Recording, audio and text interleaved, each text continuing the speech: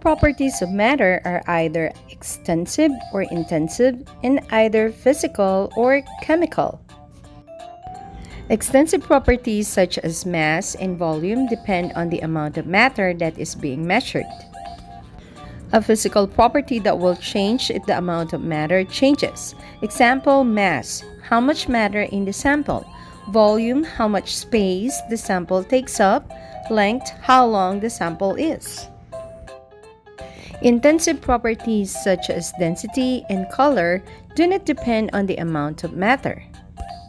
Intensive properties, a physical property that will be the same regardless of the amount of matter. The following are other examples of intensive properties: conductivity, malleability, and luster.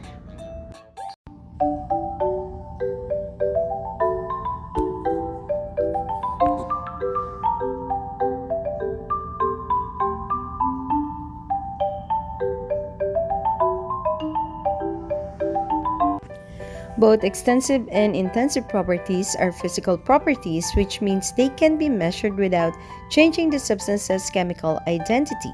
For example, the freezing point of a substance is a physical property. When water freezes, it is still water. It's just in a different physical state. A chemical property, meanwhile, is any of a material's properties that become evident during a chemical reaction. That is, any quality that can be established only by changing a substance's chemical identity. Chemical properties cannot be determined just by viewing or touching the substance.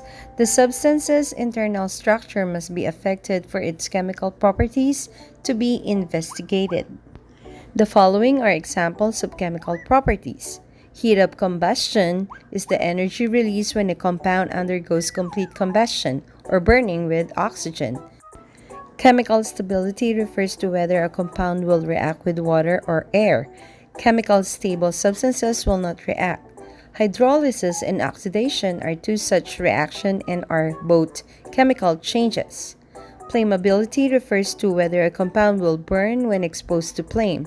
Again, burning is a chemical reaction, commonly a high temperature reaction in the presence of oxygen.